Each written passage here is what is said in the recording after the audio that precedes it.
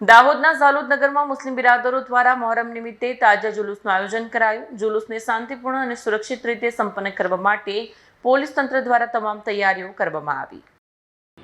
આજરોજ મોહરમ તહેવાર અનુસંધાને ઝાલોદ પોસ્ટે વિસ્તારમાં મુસ્લિમ સમાજ દ્વારા કુલ 6 જેટલા તાજિયાઓ નીકળનાર છે. જે તાજિયાઓના બંદોબસ્ત અનુસંધાને ઝાલોદ પોલીસ દ્વારા દરેક પોલીસ કર્મચારીઓને બોડી વોર્ન કેમેરા, હથિયાર, લાઠી તેમજ SRPના જવાનોનો ઉપયોગ કરવામાં આવનાર છે.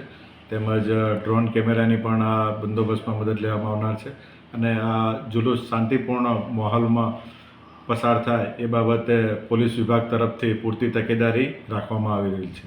સર, આમાં કેટલા જવાનો, કેટલો બંદોબસ્તની આયોજન કરવામાં આવ્યું છે? આમાં ઝાલોદ ખાતે જે તહેવાર ઉજવનાર છે એમાં એક DYSP, 2 PI કક્ષાના અધિકારીઓ, 3 સબ ઇન્સ્પેક્ટર કક્ષાના અધિકારીઓ, 50 જેટલી હોમગાર્ડ કર્મચારીઓ, 30 જેટલા TRBના કર્મચારીઓ, પોલીસ કર્મચારીઓ, કુલ 91 જેટલા પોલીસ કર્મચારીઓનો આ બંદોબસ્તમાં ઉપયોગ થનાર છે.